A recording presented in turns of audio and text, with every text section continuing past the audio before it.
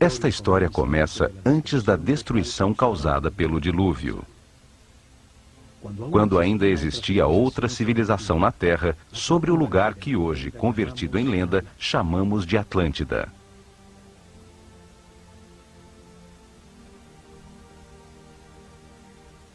Tinham uma sabedoria que era produto da evolução da consciência do homem por milhares de anos. Eram verdades aprendidas sobre o funcionamento do universo e do processo que chamamos vida. O estudo das constelações lhes revelou que a humanidade era uma união vivente entre o céu e a terra, e que as estrelas e os sóis a influenciavam, formando estações, ciclos e ritmos.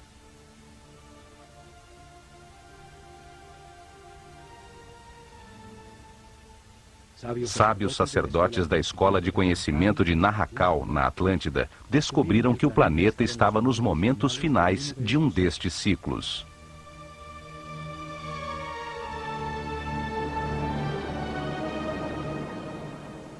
Avisaram, sem que lhes dessem ouvidos, que uma catástrofe eminente destruiria as estruturas que organizavam a vida do homem.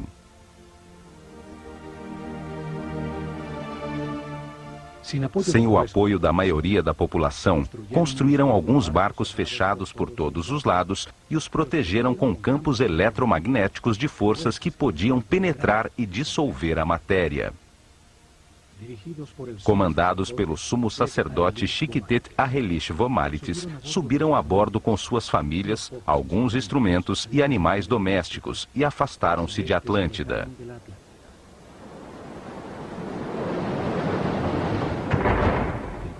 O planeta estremeceu, os céus derreteram e as águas arrasaram os continentes, apagando quase todos os rastros de sua civilização.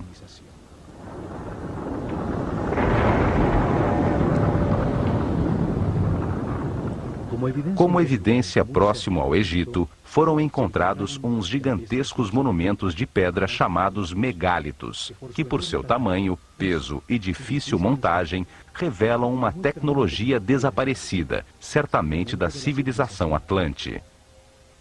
A primeira evidência está em Baalbek, Líbano. Lá se encontram os 3 maiores e mais pesados monumentos de pedra do mundo, chamados monolitos. Cada um pesa 1.200 toneladas, mede 25 metros de comprimento, 8 de largura e 5 de altura. O maior peso que podemos levantar com um guindaste é o ônibus espacial Discovery, que pesa somente 150 toneladas, 1/10 do peso dos monolitos. Não existe hoje tecnologia para levantá-las e muito menos para posicioná-las com tanta precisão. O lugar onde foram talhadas fica a 3 quilômetros, onde se encontra uma pedra do mesmo tamanho que nunca foi utilizada pelos construtores originais. Em virtude do seu tamanho, a misteriosa plataforma tornou-se um lugar sagrado para as culturas que, depois do dilúvio, se assentaram na região. Assírios, persas, gregos e, por último, os romanos construíram seus principais templos sobre a plataforma. A segunda evidência está em Jerusalém. A cidade é sagrada para 3 religiões. Lá existem outros desses megálitos, monumentos gigantescos, pesando cada um mais de 800 toneladas. Por seu enorme e inexplicável tamanho, também se converteram em lugares sagrados em volta dos quais cresceu Jerusalém. Fazem parte da enorme plataforma que sustentava o templo dos judeus e que hoje segura a mesquita de Al-Aqsa e a cúpula da Roca. As pedras fazem parte das fundações do Muro das Lamentações. Hoje chega-se lá por um túnel que revelou as enormes pedras. Os megálitos de Baalbek e de Jerusalém faziam parte de construções desaparecidas com o cataclismo universal e permaneceram em seu lugar por serem tão imponentes. Este cataclismo destruiu a civilização Atlante. Isto aconteceu por volta do ano 10.900 a.C., quando o sistema solar transitava no signo de Leão, e está registrado nos livros sagrados de todas as culturas do mundo.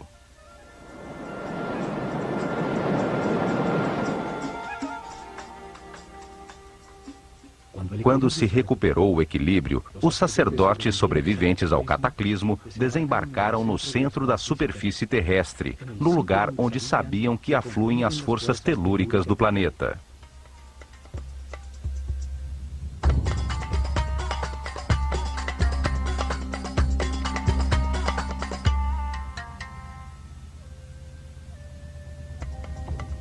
Esperavam utilizar essas forças para dar impulso ao pensamento do homem, construindo maciças formas piramidais que ressoavam, concentravam e transformavam a vibração fundamental do planeta em energia. Seres muito avançados espiritualmente, que tinham um conceito de progresso que não estava baseado em aquisições materiais, mas em encontrar a paz e a harmonia interior, transformando o limitado homem-animal num super-homem.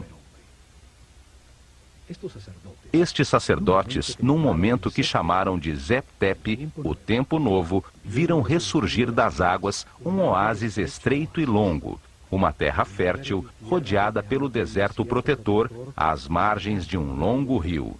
Chamaram-no Egito. A terra que emerge das águas, o país de um único rio, o Nilo, com as melhores condições para gerar uma nova civilização.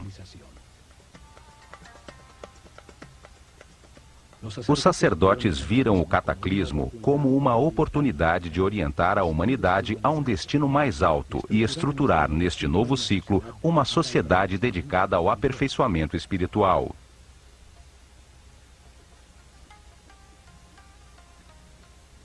A esfinge demonstra os enormes ciclos de tempo que consideravam. Sua forma de leão com cabeça de homem ressalta o ciclo compreendido entre a Era de Leão e a de Aquário, os tempos de influência da nova civilização. Viam a vida como um processo desenhado por Deus, no qual o homem reencarna sucessivamente para aperfeiçoar-se e ascender na hierarquia do universo. O espírito do homem que não entende o Criador, nem a razão do universo ou de sua própria existência, se encarna num corpo para viver experiências que lhe permitam adquirir sabedoria e compreensão. O lugar em que reencarna e experimenta tudo tem dois extremos opostos. É um universo polarizado e dual, que permite a comparação entre as partes, para compreender qual é a verdadeira. Aprende-se individualmente o resultado de cada decisão e comportamento na vida. O sofrimento permite entender a felicidade e a angústia permite entender a paz. Ao longo de muitas vidas, comparando os dois extremos, entende-se que a verdade está no centro, na neutralidade do amor. Através da reencarnação, o homem compreende a vida, se transforma num ser que respeita tudo o que existe, compreende que tudo tem a sua função, aceita que todas as circunstâncias, mesmo as mais difíceis, são perfeitas, pois são lições para o aperfeiçoamento espiritual.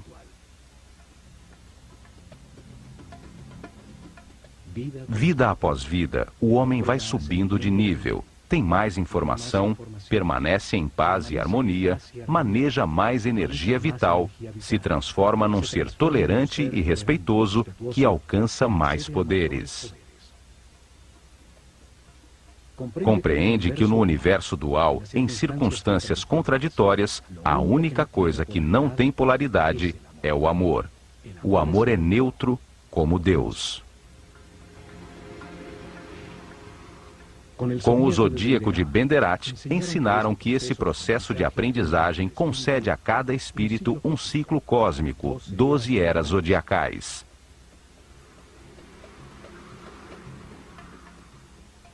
Um giro completo do sistema solar, recebendo a radiação de cada uma das 12 constelações.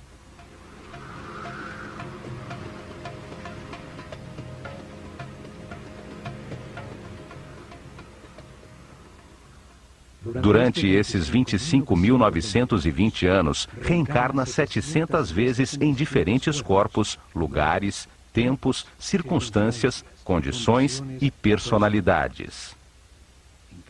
Em cada vida aprende algo diferente. Cada vez nasce influenciado de diferentes maneiras pelas forças que as estrelas irradiam. Assim, todo ser vivo cumpre um ciclo cósmico, recebendo energia das 12 constelações e a influência dos céus, que marcam ritmos e produzem estados diferentes. Conhecendo a relação deste processo de aprendizagem, das vidas do homem na Terra com o movimento do planeta e do sistema solar, regeram os seus planos pelas estrelas. Estruturaram um método para revelar informações sobre Deus, o universo e o processo de aperfeiçoamento durante milhares de anos. Uma forma de mostrar ao homem o que é a vida e para que existe. Estabeleceram fases para revelar informações sobre Deus ao seu povo. Etapas que mudariam com as eras zodiacais na abóbada celeste. Épocas dedicadas a estudar como Deus criou o universo e depois a consciência do homem. Cada fase da revelação foi dirigida por um centro religioso construído ao longo da coluna vertebral do Egito, o Nilo. Atuaram como os chakras, ou centros de transformação e distribuição de energia e informação ao corpo do país. Desenvolveram em 4 épocas 4 centros religiosos, cada um deles dedicado a explicar e conseguir a compreensão do povo sobre uma fase do Gênesis. Cada um deles dedicado a um momento distinto do único Deus, com nomes e formas simbólicas diferentes.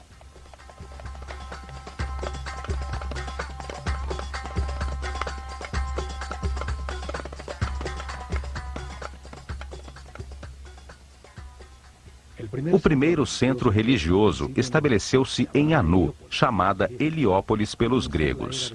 Ao começar a Era de Gêmeos, no ano de 6.620 a.C., na época pré-dinástica do Egito.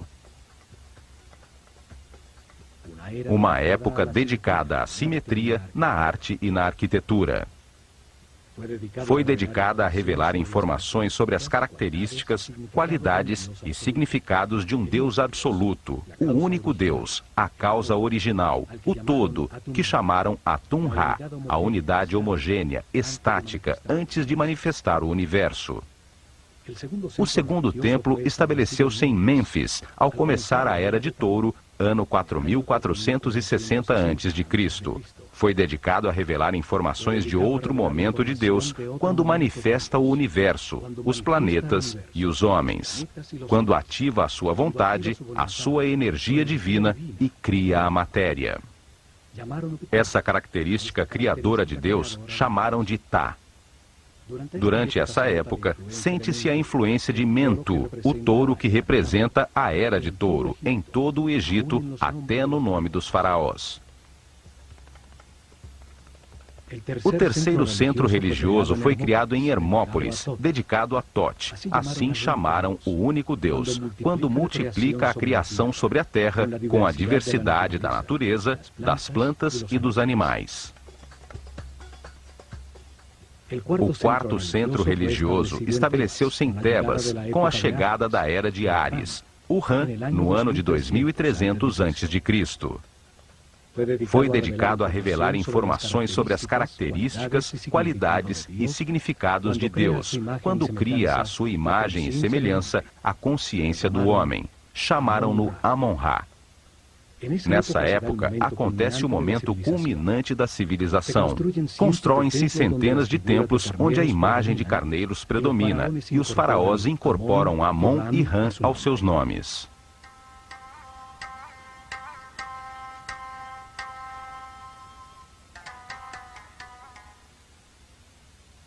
As mudanças de era ou constelação zodiacal determinaram a duração de cada fase da revelação. O povo entendeu aos poucos que existe um só Deus, que por suas características e momentos diferentes em que cria o universo e o homem, tem nomes diferentes.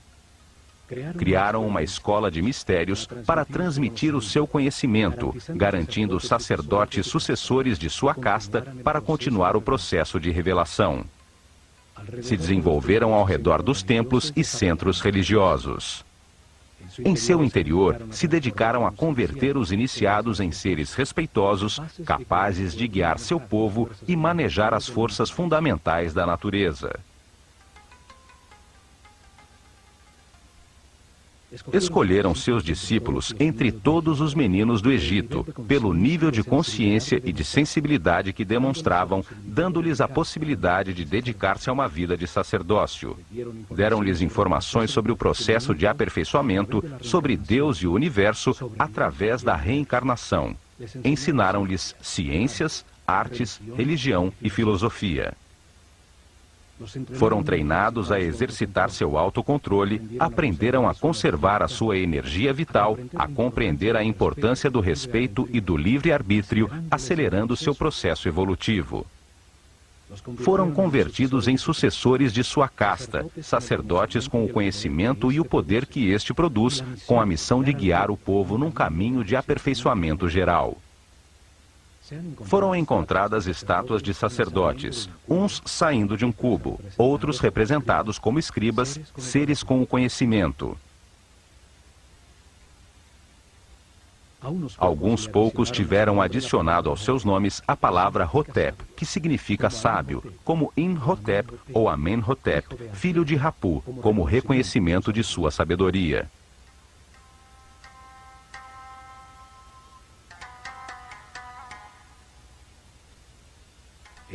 Foi dos templos onde concentraram o conhecimento, o poder, a riqueza material e espiritual que impulsionaram a organização da civilização egípcia.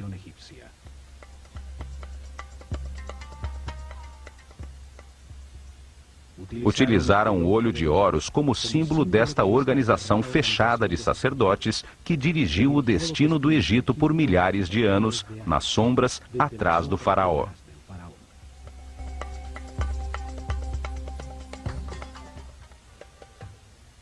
A escola de mistérios utilizou o olho de Horus como seu símbolo, uma assinatura que aparece nos muros de todos os templos do Egito.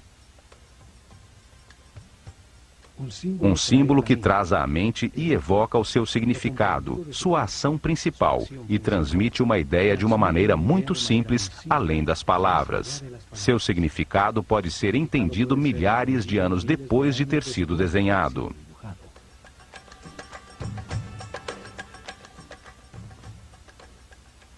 Os olhos são o sentido do sol, a origem da vida. Atuam percebendo a sua luz e as vibrações da cor. Transmitem à mente a intensidade e a força do fogo. Os olhos são os terminais nervosos que percebem a vontade divina, a intensidade da luz, a força de Deus, que os egípcios chamavam de Fi. A força que condensa o espírito na matéria, dando lugar ao universo, o lugar de experimentação da consciência. São os únicos nervos na superfície do corpo e que podemos observar em seu funcionamento vital. Florescem dentro de esferas cheias de um líquido branco cristalino.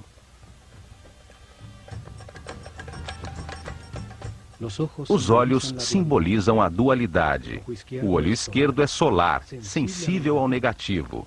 O direito é lunar, sensível ao positivo e afirmativo. Cruzam a sua informação para produzir a imagem mental correta do espaço. Simbolizam a experimentação da consciência num universo de contrastes, para encontrar a verdade por comparação entre as partes opostas. Reagem à luz ativa do Sol, produzindo na mente a verdadeira luz, a energia vital luminosa. Uma luz invisível que torna possível a inteligência e a compreensão da realidade. Os pássaros evocam a ação de voar, a liberdade sem limitações materiais. O falcão é o pássaro que vê melhor. Horus, o falcão, representa o espírito quando completa a sua aprendizagem na vida mortal e limitada. Quando entende as verdades do universo, porque as verificou em muitas vidas e se eleva sobre as limitações materiais, sobre o tempo e o espaço. O olho de Horus é a consciência imortal que tudo sabe, tudo vê. Pode voar muito alto sobre tudo que existe ou fixar a atenção em qualquer detalhe. Evidentemente, os sábios sacerdotes se viam como observadores e guias de um movimento de aperfeiçoamento em direção à luz. Por isso, o seu símbolo era o olho de Horus, o olho que tudo vê.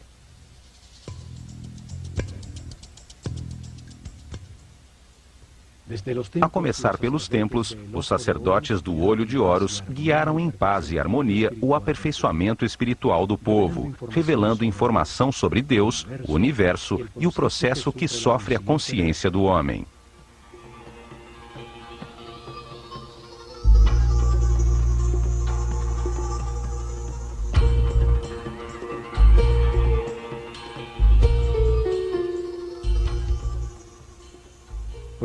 Protegido por muros altíssimos, cada templo era um enorme complexo, onde moravam milhares de pessoas, homens e mulheres igualmente, porque não havia distinção de sexo.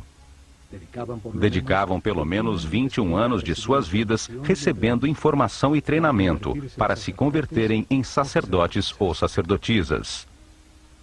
O processo de aprendizagem era realizado em vários templos, onde permaneciam por longos períodos enquanto recebiam as informações necessárias. Havia treinamento correspondente a esse e provas de autocontrole para alcançar outro nível em outros templos sobre o Nilo.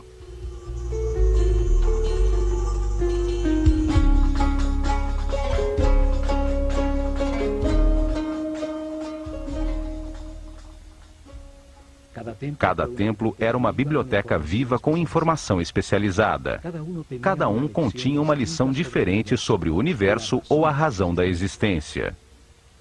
Cada templo continha em seu interior um tema sagrado distinto, com informações que dão sentido a tudo que existe.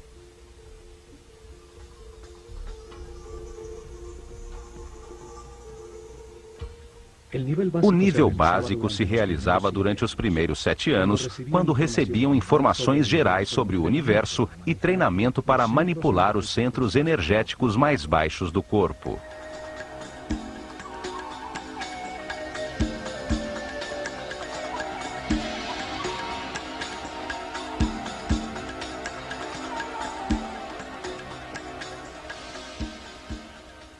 Havia templos como o de Kom Ombo dedicados a entender a necessidade do universo dual e polarizado, para permitir à mente comparar entre extremos opostos e assim compreender a verdade. Em seu interior, aprenderam a controlar o medo da perda, a entender que se possui em cada vida o necessário para adquirir as experiências de aprendizagem.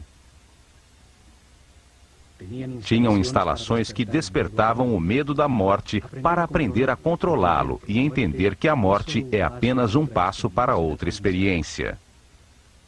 Em túneis com água e crocodilos, grandes alturas, lugares fechados com serpentes, os iniciados provavam a sua determinação. Lá receberam a informação para superar o medo ao abandono, os instintos de agressão e defesa, a entender a existência de programas mentais inconscientes que geram reações automáticas para poder controlá-las. No templo de Luxor, em Tebas, transmitiram os conhecimentos que tinham sobre o funcionamento do corpo e o treinamento para que a consciência se identificasse com ele.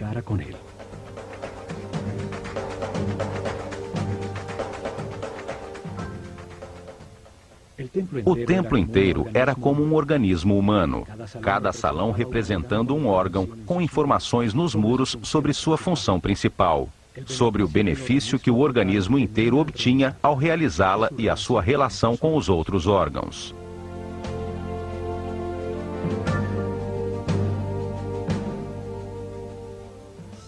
Em seu interior, realizavam exercícios de concentração e de movimento, levando a sua mente a cada órgão, até que o corpo inteiro estivesse consciente e os manipulasse à vontade como um excelente instrumento.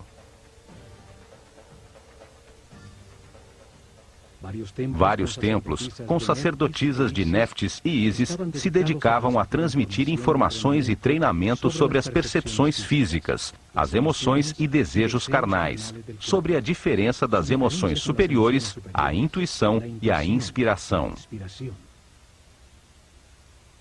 Aprenderam a transmutar as paixões e as sensações do corpo, com o poder do espírito, a elevar a consciência e sua depuração vital, a solicitar a canalização de energia e inspiração de espíritos em planos mais evoluídos para despertar a criatividade. Muitos templos, como o de Hathor, em Denderá, estavam dedicados às ciências, astronomia, astrologia e matemática. Em seus terraços, se dedicavam a registrar os céus, a entender as diversas energias que cada constelação emite e os efeitos que produzem. Seguiam dia a dia os desígnios das estrelas, controlando a duração do ano solar, a data exata da enchente do Nilo, o momento em que a Terra mudou da Era de Touro para a Era de Áries e os lugares que afetam o processo de evolução.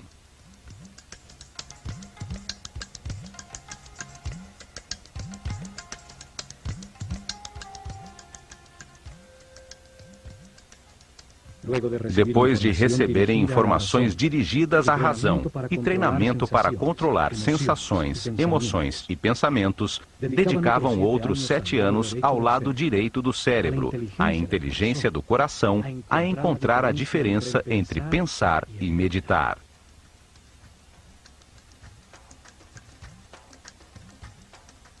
O templo de Karnak, o maior do Egito, estava dedicado à consciência, a analisar as forças que a moldam, a entender o processo de evolução e a acelerá-lo, utilizando conceitos, palavras, sensações, pontos exatos ou movimentos.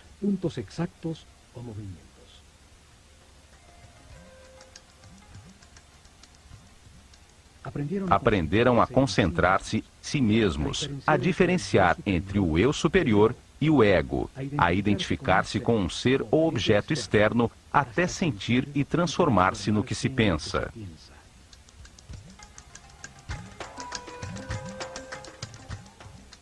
Realizavam exercícios de telepatia em lugares próximos, depois à distância, num momento determinado do dia, até aprenderem a comunicar-se mentalmente a qualquer hora.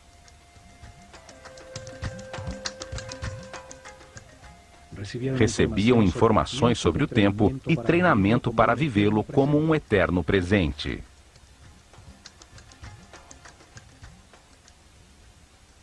Entendiam que pensar é comparar para conhecer, e que quando se sabe tudo, não se pensa nem se compara. Aprendiam a mudar de estado ou nível vibratório, a manejar as circunstâncias externas, conseguindo o equilíbrio emocional como uma decisão mental interna.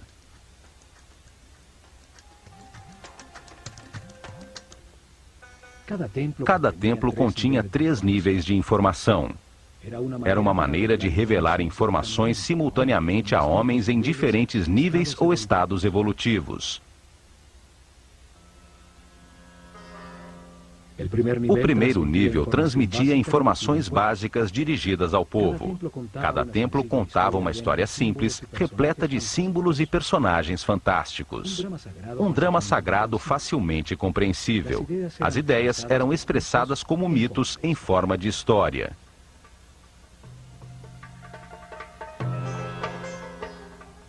O mito, a história fantástica, foi utilizado como método para revelar ao homem um mundo que ele só entende imperfeitamente. Os mitos ganham vida quando se acredita neles. Inventavam personagens com características simbólicas, com formas que trazem à mente sua função e atividade principal, que participavam de histórias simples e parábolas que contam verdades sobre a natureza humana sem a aridez e a abstração da filosofia ou da metafísica. O povo recebeu a informação sobre cada tema sagrado ao conhecer a história central de cada templo, ao conhecer as fraquezas e forças de cada personagem, as circunstâncias que atravessam e a maneira como os resolvem.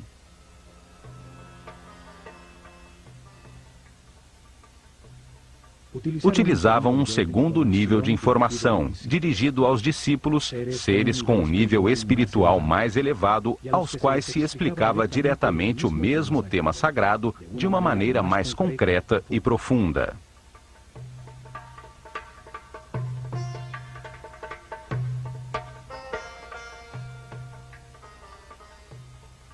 Para isso, utilizavam as cenas descritivas do mito, talhadas nos muros do templo.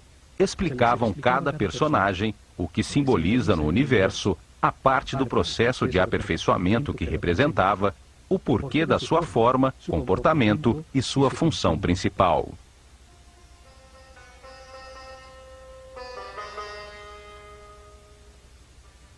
A sabedoria dos sacerdotes do Olho de Horus fica evidente na história contada por cada templo e nas formas que utilizavam como símbolos. Só ao olhá-los, vem à mente a ação vital que representam, ou a qualidade que se ganha ao realizá-la.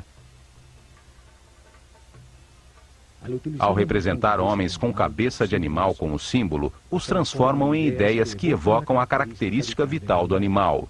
Trazem à mente a função do animal no universo.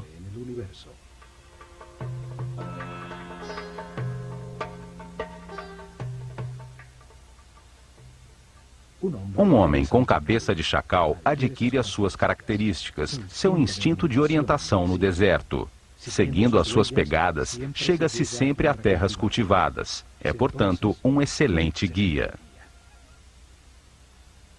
Cada símbolo evoca uma simbologia. A forma simples de um pássaro evoca na mente o voo, a liberdade. Um disco solar sobre a cabeça de um homem fala da sua iluminação, da sabedoria que irradia, da informação que tem, do nível da sua consciência.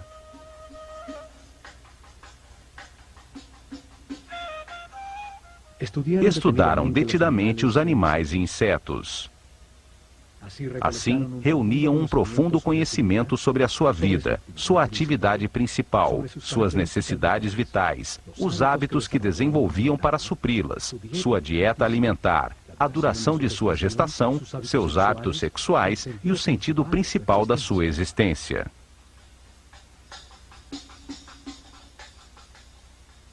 Escolheram os animais mais idôneos para representar uma ação vital e o que acontece no universo quando se executa.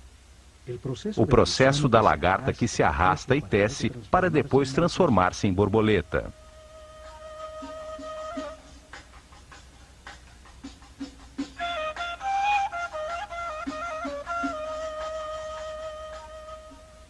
De todos os pássaros, o falcão é o que vê melhor. Tem um cérebro óptico com a vista mais perfeita e desenvolvida. Por isso, é escolhido como símbolo para representar essa função vital, o sentido da visão.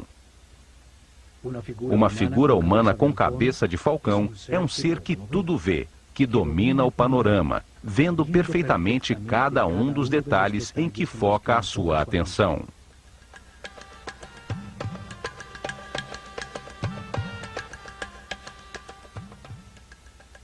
Estas figuras chamadas deuses ou néters pelos egiptólogos que acreditam que o Egito era politeísta e que adorava os animais, representam apenas uma ação vital, um comportamento que transforma e aperfeiçoa. Cada ação importante da vida tem um símbolo que a representa, comunica a transformação que acontece na essência do indivíduo que a executa, o que obtém dela. Um par de braços indica a adoração, um par de pernas a ação de andar, uma boca a ação de falar.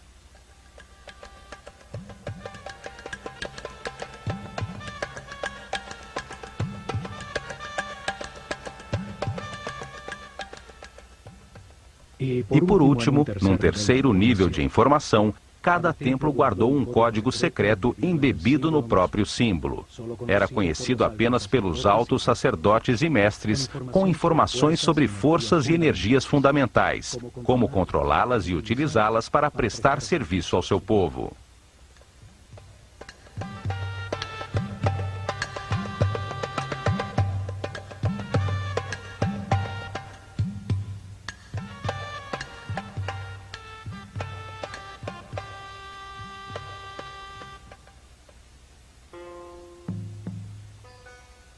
Em templos como o de Horus, em Edfu, o sumo sacerdote levou seus discípulos mais evoluídos a deslocar sua consciência no tempo, abrindo o inconsciente para reviver e compreender as vidas passadas em seu processo de reencarnação.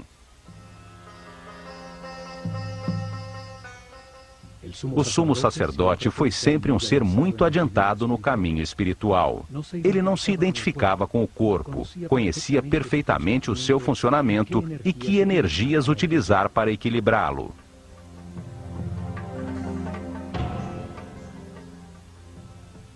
Controlava do centro nervoso no alto da cabeça o mais alto nível de energia vital. Permanecia num eterno presente, irradiando amor, guiando e servindo com seu divino poder.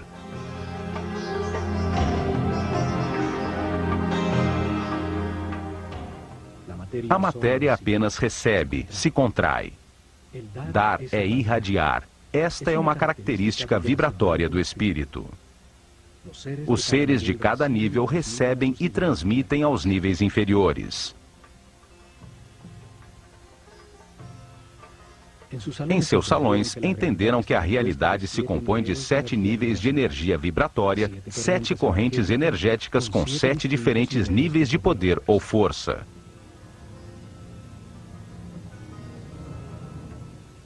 O corpo tem 7 chakras ou centros de transformação da energia fundamental do universo. Cada ser humano, em sua vida presente, utiliza um desses 7 centros, dependendo do nível de evolução de sua consciência. Quanto maior compreensão do universo, mais respeito, mais alto o chakra ou centro nervoso utilizado para transformar a energia, maior quantidade de energia processa diariamente e mais poderes transcendentais tem. O sumo sacerdote podia controlar as forças fundamentais pelo altíssimo nível de energia vital em que permanecia o seu organismo. Seu sistema nervoso tinha uma resistência correspondente a esse nível de energia.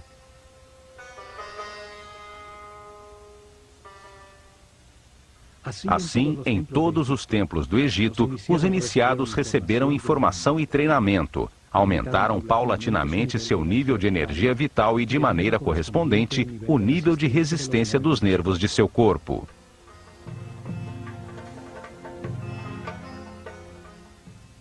Aprenderam a manter-se em paz, harmonia, a respeitar tudo o que existe, a aceitar a perfeição do universo, para conservar seus níveis de energia vital, no caminho do aperfeiçoamento que leva à onipotência, ao controle de forças e energias superiores. Um intenso preparo físico, mental e espiritual que terminava com o momento de experimentar o tudo e o nada, o manifesto e o não manifesto, e receber numa pirâmide uma poderosa energia que permite vislumbrar o 7º nível de consciência. Durante a Era de Touro, se dedicaram a experimentar uma forma piramidal de tecnologia ressonante, que transformava as vibrações do planeta em energia. Um conhecimento herdado a ser colocado em prática.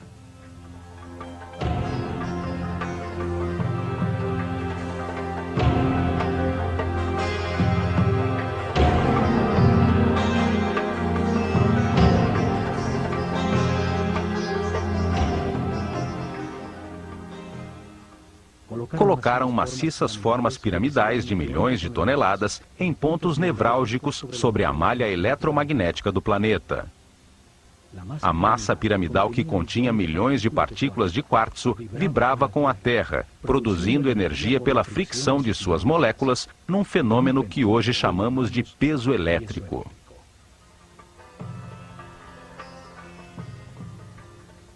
Construíram muitas pirâmides, até chegar ao modelo perfeito da pirâmide de Quéops. Seus corredores, galerias e câmaras transformaram essa energia em som, fazendo vibrar em níveis cada vez mais altos o que fora preparado física, mental e espiritualmente. Esta força impulsionava a mente do homem a perceber outras dimensões, chegando a outros estados especiais de consciência. Com esta ajuda externa, os iniciados vislumbravam o sétimo nível de consciência.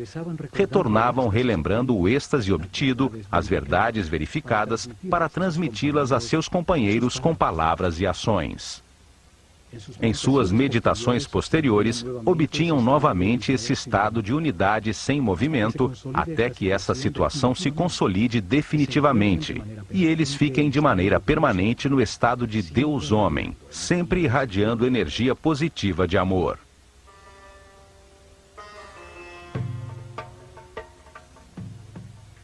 O conhecimento sobre as formas puras do universo, os blocos básicos com os que se organiza a energia e a matéria, foram fundamentais para o desenvolvimento da civilização egípcia.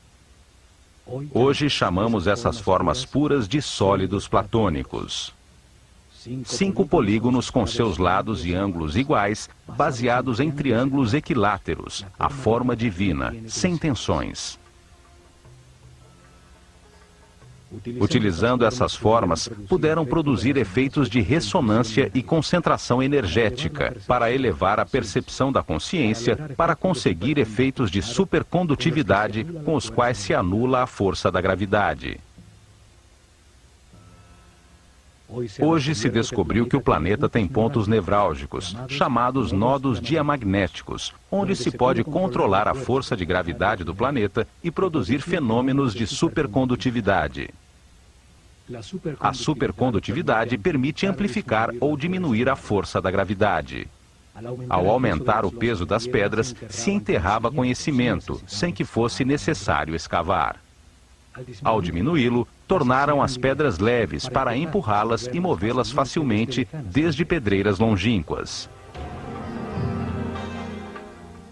Na ilha de Sehel foram encontrados hieroglifos com fórmulas e ingredientes para produzir uma espécie de concreto que parece rocha. Cientistas franceses os decifraram parcialmente. Suas experiências confirmam que se trata de polímeros, que ao solidificar-se produzem uma espécie